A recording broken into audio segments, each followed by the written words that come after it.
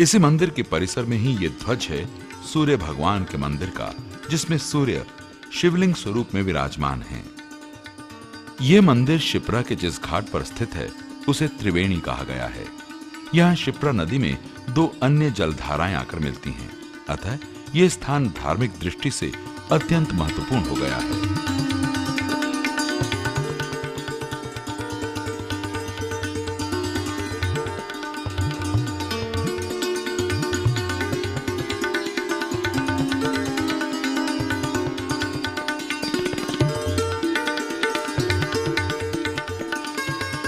ये है चिंतामणि गणेश मंदिर का प्रवेश द्वार।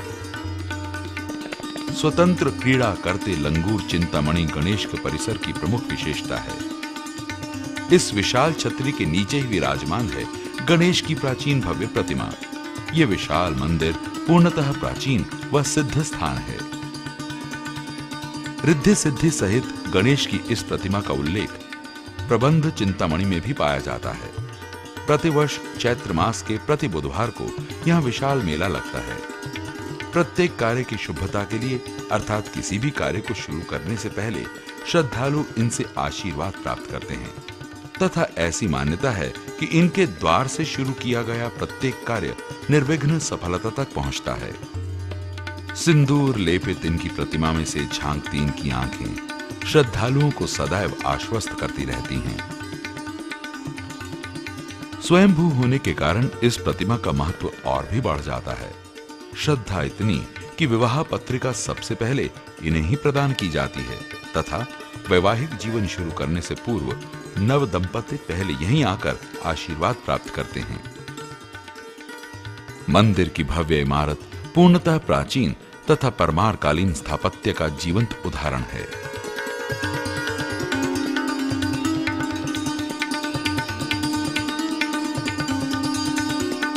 वैदिक काल से ही उज्जैन शिक्षा का प्रथम स्थान रहा है।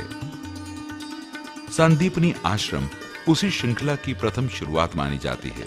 इससे पहले गुरु द्वारा शिक्षा दिए जाने का उल्लेख कहीं पर भी किसी भी ग्रंथ में प्राप्त नहीं है।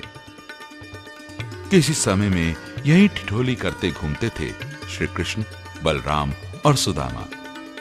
यही श्री कृष्ण के गुरु संदीपनी की भव्य व अलौकिक प्रतिमा, जिनके संरक्षण में विश्व में पहली बार गुरु शिष्य परंपरा का उद्गम हुआ।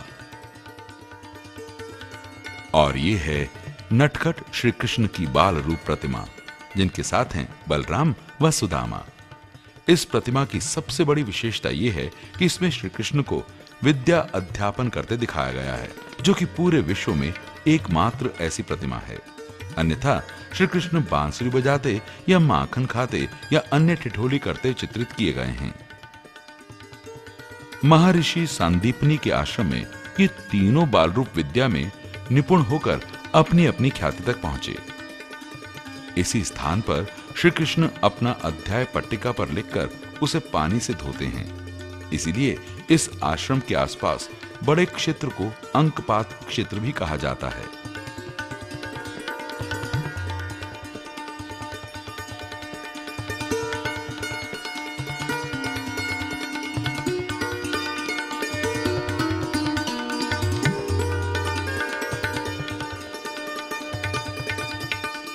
इस आश्रम के परिसर में प्रतिष्ठित है श्री कुंडेश्वर महादेव का ये प्राचीन मंदिर, जिसे 84 महादेवों में एक स्थान होने का गौरव प्राप्त है। मंदिर का शिल्प पूर्णतः प्राचीन व भव्य है तथा सर्वेश्वर महादेव का प्राचीन मंदिर भी इसी परिसर में है, जिसके अंदर शिवलिंग के अलावा और अन्य देवताओं की प्राचीन प्रतिमाएं व्यवस्थित हैं।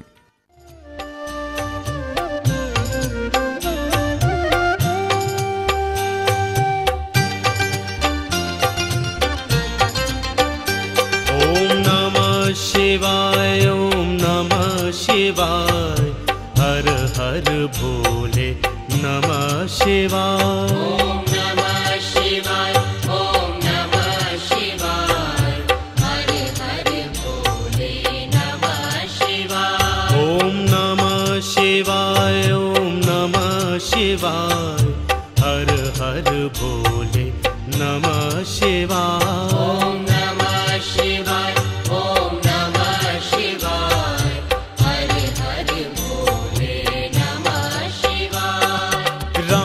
रामेश्वराय शिव रामेश्वराय हर हर भोले नमः शिवाय। रामेश्वराय शिव रामेश्वराय हर हर भोले नमः शिवाय।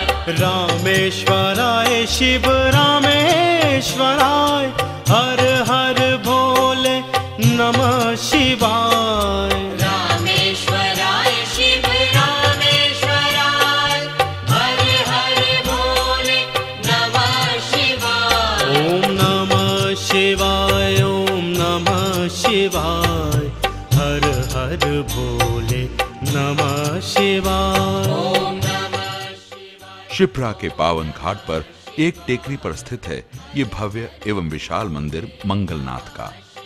सबसे अधिक क्रूर ग्रह के रूप में माने जाने वाले इस मंगल ग्रह की उत्पत्ति उज्जैन को ही माना गया है। अतः इसी कारण पृथ्वी पुत्र मंगल के इस मंदिर का महत्व और भी अधिक बढ़ जाता है। श्रद्धालुओं की भीड़ यहाँ इनके दर्शन करने के लिए सदा ही बनी रहती है। अपनी अपनी बुरी ग्रह दशा को कम करने के लिए सभी भक्तगण यहाँ आकर अपने को विघ्न मुक्त का धन्य समझते हैं। सभी लोग कतारबद्ध हो अपनी अपनी बारी का इंतजार करते हैं। भगवान महाकालेश्वर का आधिपत्य होने के कारण यह मंगल ग्रह को भी शिवलिंग के रूप में ही मान्यता है। इस विग्रह का विशेष अनुष्ठान द्वारा अभिषेक परंपरागत तरीके से श्रद्धालुगण करवाते हैं, जैसा कि भगवान शिव के विग्रह का किया जाता है।